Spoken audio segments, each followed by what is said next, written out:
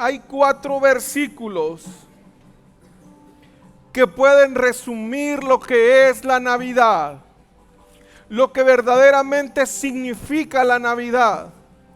Génesis 1:1 nos dice, en un principio Dios creó los cielos y la tierra. Juan 1:1, en el principio la palabra ya existía, la palabra estaba con Dios y la palabra era Dios. Pablo en 1 Corintios 8:6 nos da más información. Pero para nosotros hay un Dios, el Padre, por quien todas las cosas fueron creadas y para quien vivimos. Y hay un Señor, Jesucristo, por medio de quien todas las cosas fueron creadas y por medio de quien vivimos. Colosenses 1:15 termina diciendo, Él es la imagen del Dios invisible, el primogénito de toda creación.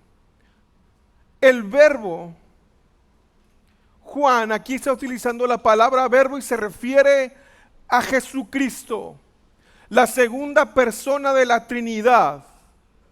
No porque tenga más importancia el Espíritu Santo, Dios o el Espíritu Santo. Jesús es la segunda persona de la Trinidad porque es en el orden que se nos fue revelando a los seres humanos.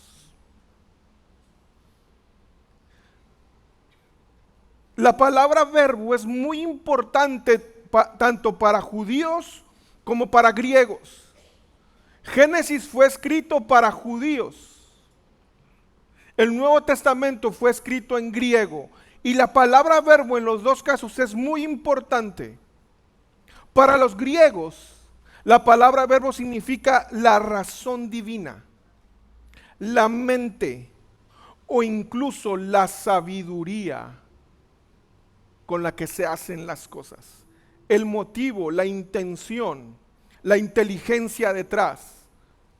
Para los judíos, el verbo es la palabra de Dios. Es la expresión omnipotente de sí mismo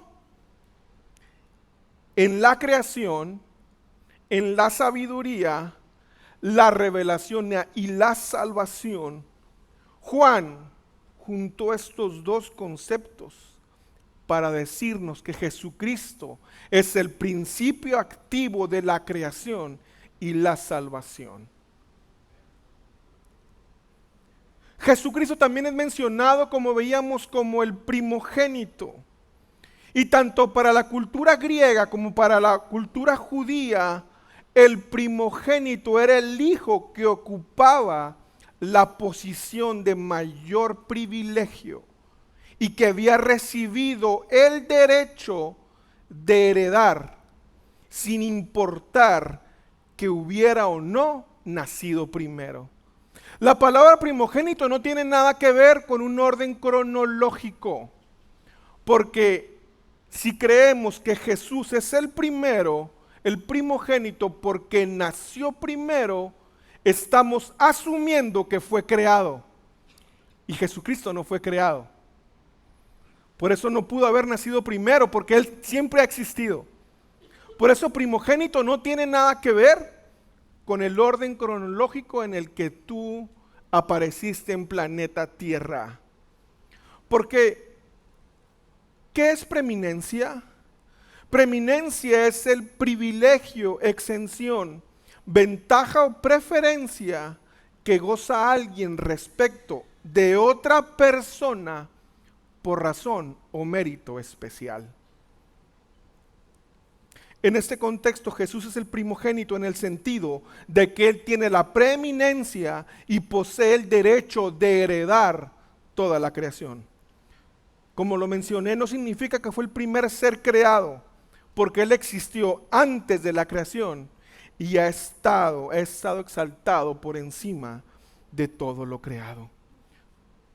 Después de esto, después de que fue creado el universo, fue creado todo lo que conocemos como materia, ahí es cuando entramos los seres humanos en escena. Génesis nos cuenta la historia de cuando el ser humano, Adán y Eva, fueron engañados por la serpiente. Como vimos, Dios hizo este mundo y todo lo que hay en él. Dios creó al hombre y a la mujer para que nos pareciéramos a él. Porque dijo, voy a crear al hombre y a la mujer a mi imagen y mi semejanza. Y también fuimos creados para que tuviéramos una relación con él. Y al terminar Dios su obra creada, llamó a todo lo creado como bueno en gran manera. La historia no terminó ahí. Dios crea al hombre y a la mujer y dice que todo es bueno, que la obra buena que toda obra fue buena. Pero ¿te has pensado la libertad que tenían Adán y Eva para relacionarse con Dios? No tenían límite, obstáculo, impedimento para relacionarse con Él. Pero escogieron rebelarse a Dios en lugar de confiar en Él. Escogieron escuchar la voz que va en contra de lo que Dios quería para ellos, como alguien que veo en el espejo muy seguido. Y debido a esto, a que no escogieron relacionarse con Dios, sino que escogieron rebelarse, nuestra relación con Dios fue quebrantada. Y ahora, en lugar de disfrutar de una relación con Dios, sufrimos las consecuencias de nuestra rebelión. Porque la palabra nos dice que así como el pecado, el solo pecado de Adán trae condenación para todos. A través de ese pecado del de Adán, todos morimos espiritualmente. Tú te puedes imaginar cuando Adán desobedece a Dios. La Biblia no dice que en ese momento cayeron inmediatamente fulminados, ¿verdad que no? Murieron espiritualmente. No tuvieron una muerte física inmediata por el pecado, pero su eternidad ya había cambiado. Actualmente hay situaciones, pecado en nuestra vida que tú puedes decir, pues no me está pasando nada. No, pero espiritualmente te está matando. Ese es uno de los peligros del pecado, que al parecer no trae consecuencias de entrada. Algunos hasta te sientes bien, qué padre, no me dijeron que esto se sentía. Y veme, no me pasó nada. El pecado, lo primero que trae es una muerte espiritual. Hay pecados que sí, obviamente traen y llevan como consecuencia una muerte física. Lo que sin duda hay es que las consecuencias del pecado se ven reflejadas tarde o temprano en nuestro cuerpo. Y es ahí donde entra la necesidad que tú y yo tenemos de un Salvador. Pablo en Romanos nos dice que nadie de nosotros tiene excusa. Dios no acepta excusas. Dios hace responsable a todos los hombres al no querer reconocer lo que Él mismo ha mostrado desde su creación, que Él es el único digno de adoración. Debido al pecado, tú y yo no tenemos excusa. No podemos decir que hay otra cosa que merezca adoración. Tal vez lo creamos, tal vez vivamos de acuerdo a eso, pero para Dios no hay excusas.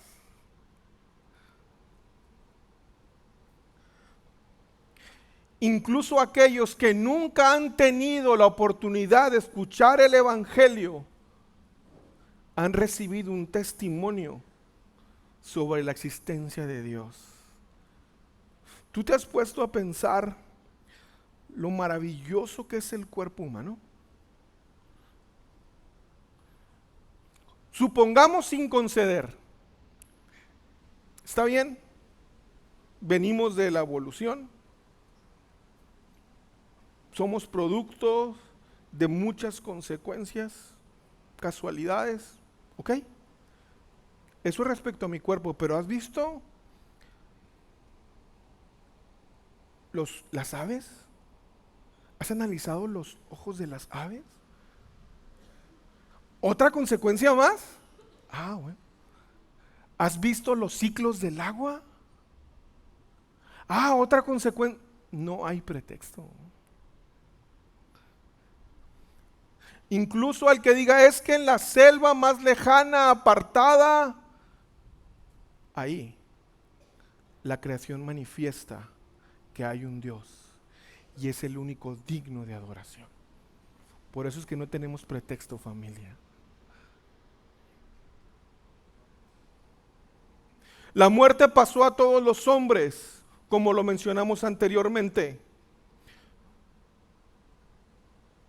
Adán no fue sometido a una muerte inmediata por su pecado, pero a través de su pecado la muerte se convirtió en la seguridad para él y su descendencia, donde entramos tú y yo. La muerte tiene 3 manifestaciones muy claras. La muerte espiritual o separación de Dios, la muerte física y la muerte eterna. Pero Dios, en su infinita misericordia, sabiendo que tú y yo somos incapaces de poder restaurar esa relación, sabiendo que tú y yo somos incapaces de poder hacer un pacto con Dios para prometerle que ahora sí nos vamos a portar bien. Familia, tú y yo no podemos pactar con Dios, porque para que se pueda hacer un pacto, tiene que ser entre iguales. Y tú y yo no somos igual a Dios. Necesitamos un Salvador. Yo quisiera que tú enmarcaras este versículo.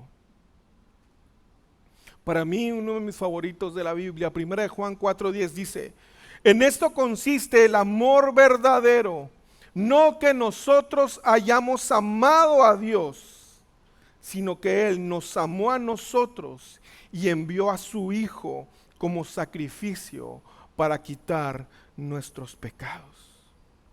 Cuando todos los seres humanos estábamos incapaces de hacer algo por nuestra salvación, Dios nos amó y envió a su Hijo como propiciación por nuestros pecados. Jesús es verdaderamente hombre. Jesús de Nazaret es el Hijo de Dios que ha existido eternamente con el Padre y el Espíritu Santo. Y siempre ha tenido los atributos de Dios. ¿Cómo podemos saber eso? Jesús lo demostró claramente su deidad, porque perdonó pecados como solo Dios puede hacerlo. Porque aceptó adoración que solo Dios merece. Y algo muy importante que Él enseñó y dijo, yo y el Padre somos uno. Jesús es verdaderamente hombre porque no era un Dios que fingía ser humano, tipo Superman.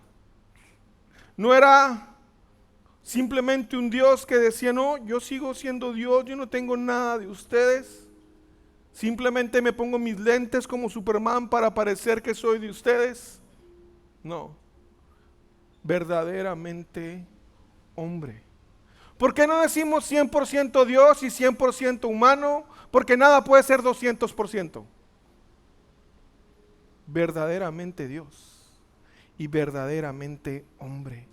tuvo un cuerpo en toda la extensión de la palabra, que crecía y se fortalecía en todos los sentidos. Vivía en obediencia a sus padres terrenales, e igual de la misma manera en que aprendió un oficio.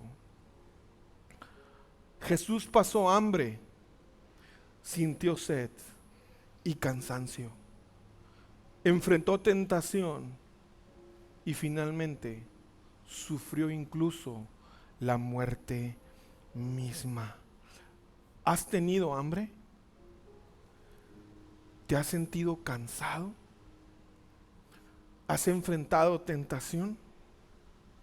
Jesús sabe lo que se siente. Antes de que Jesús, Dios, se encarnara en la tierra, los seres humanos pudiéramos tener el pretexto de decirle a Dios, no sabes lo que se siente. Tú eres Dios, tú juegas con otras reglas. Tú siempre juegas como si tuvieras la estrellita de Mario. Si no sabes qué es eso, ya estás. Tú juegas con otras reglas. Así pues, qué chiste, eres Dios. No. Por eso Hebreos nos dice que no tenemos un sumo sacerdote que no se identifique con nuestra necesidad, sino tenemos uno que sufrió, padeció. La tentación más oscura que venga a tu mente, esa misma la pasó Jesús. La tentación más grande que pueda tener tu cuerpo, esa misma la pasó Jesús. La diferencia es que Él no pecó. Jesucristo se hizo hombre para salvar a los pecadores. Jesús tuvo una vida perfecta. ¿De qué dependía que la vida de Jesús fuera perfecta? Que solo hizo lo que el Padre le pedía que hiciera. ¿Cómo puedo tener una vida perfecta humanamente? Solo haz lo que tu Padre te pide que hagas. No más, no menos. Jesús no merecía ningún castigo, porque nunca fue desobediente. Él vino a enseñarnos la verdad, especialmente en cuanto a sí mismo. ¿Sobre qué verdades nos enseñó Jesús? ¿Qué verdades fueron el pilar de la enseñanza de Jesús? Su relación con Dios Padre. También vino a decirnos la verdad sobre nuestro pecado. También vino a decirnos sobre lo que Él ha venido a hacer. Vino a decirnos cómo es Dios, cómo somos nosotros y lo que Él ha venido a hacer. También vino a enseñarnos sobre lo que nosotros, en respuesta a sus enseñanzas, debemos hacer. Y también explicó que todo lo que se decía en el Antiguo Testamento, todo apuntaba a Él.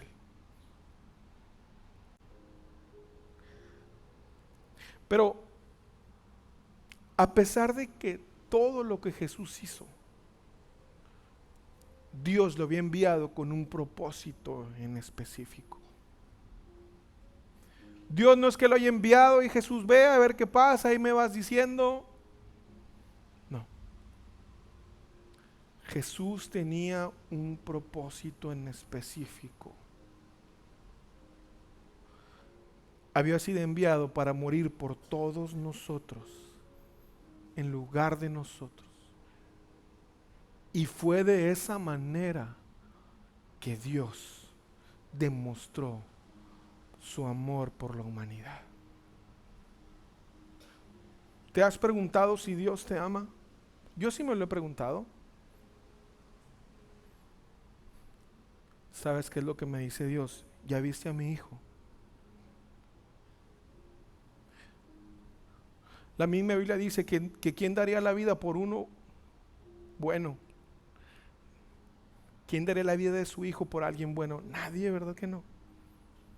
Y por uno malo, pues menos. El que no conoció pecado, el que siempre fue obediente a su Padre, murió por ti y por mí. Ese es el significado de la Navidad. No es el arbolito, no es Santa Claus, no, eso no es. Eso es parte de nuestra cultura y nuestro folclore, y disfrútalo y diviértete. Eso no resta nada. No hay nada que le reste al sacrificio de Jesús. Nada. El verdadero significado es que Jesús vino y cumplió el mandato de su Padre. Cristo entregó su vida como rescate por la nuestra. Jesús pagó el castigo por nuestros pecados. Por un lado, la crucifixión es el acto más horrible que te puedas imaginar, pero por el otro lado es una muestra del amor sacrificial de Dios, ya que su Hijo soportó el castigo de la ira de Dios contra nosotros por nuestro pecado. Su Hijo. Dios envió a su Hijo a pagar por el pecado de personas que a lo mejor no agradeceríamos, que a lo mejor únicamente lo recordamos en fechas como estas. A Dios no le espanta eso. Dios envió a su Hijo a morir por ti y por mí, cuando tú y yo ni siquiera sabíamos que estábamos perdidos. Pero no se quedó ahí. Su resurrección, familia, es la prueba de que Él es quien dijo que era. La resurrección de Jesús es el pilar y el fundamento de la religión cristiana. No hay otro. Ninguna otra religión te expone un argumento con el que puedas debatir. La mayoría está basada en filosofías, en analogías y en cosas que no son demostrables. Pablo en Romanos 1:4 nos dice: y quedó demostrado que era el Hijo de Dios. ¿Cuándo? Cuando fue resucitado de los muertos mediante el poder del Espíritu Santo. Él es Jesucristo nuestro Señor. 3 días después de su crucifixión, Dios lo resucitó a Jesús de entre los muertos. Y con esto quedó demostrado que Dios estaba aceptando el sacrificio de Jesús. Y que no era necesario más sacrificios, era un sacrificio de una vez y para siempre. Tú puedes tener rituales, puedes tener hábitos en agradecimientos, pero eso no le suma nada a tu salvación. Porque el sacrificio de Jesús es el único que Dios acepta como válido. No hay otro. Después de eso, ascendió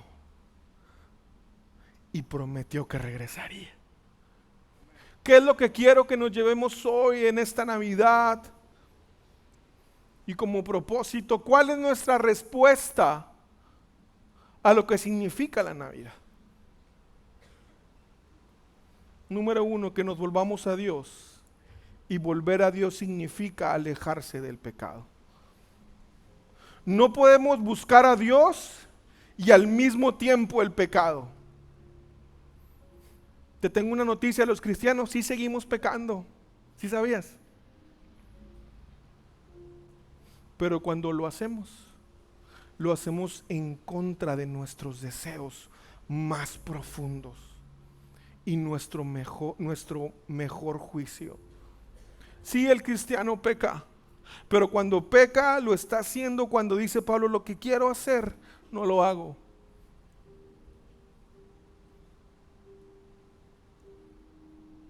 La idea es que entendamos en qué estamos fallando y nos volvamos a Dios.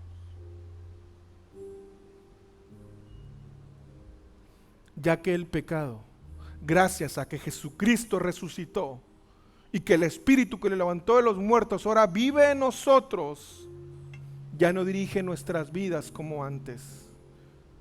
Otra cosa que tenemos que hacer es creamos y confiamos en Dios. Debemos de creer en las promesas de Dios para nuestras vidas. Y en base a esas promesas debemos comprometernos como sus discípulos. Yo puedo creer en algo, pero si no confío en eso, simplemente lo veré de lejos y diré, está bueno, muy bonita letra. Yo hago mi vida por otro lado. Eso no hace un discípulo. Un discípulo sigue a su maestro, está atento a sus palabras y obedece lo que le piden. También, entendiendo que recibimos un regalo que no merecíamos, que no esperábamos, seamos pacientes y procuremos la santidad. La mayoría de las veces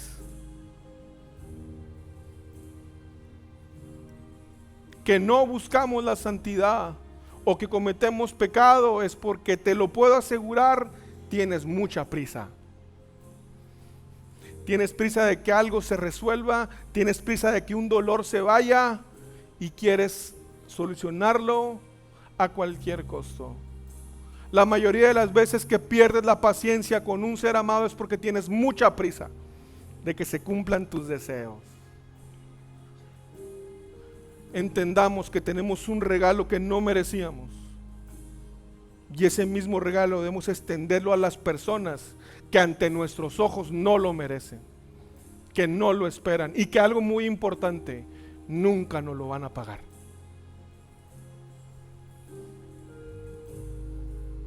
La salvación es un solo acto en nuestras vidas. Es total y completa. Pero esa salvación debe vivirse en la obra continua del Espíritu Santo. Tendemos a engañarnos nosotros mismos sobre nuestras acciones, sobre nuestros conceptos, sobre lo que hacemos. Es una tendencia natural que tenemos como seres humanos. Por eso debemos de ponernos a prueba continuamente mediante la vida en el Espíritu Santo y el estudio de su palabra. Nuestras acciones no producen salvación, pero sí refleja y expresa mediante las cosas que hacemos y decidimos. Lo que tú hagas no te traerá salvación, pero tus actos reflejan y expresan la salvación que hay dentro de ti. ¿Y sabes por qué? Porque Jesús reina y reinará por siempre. Amén.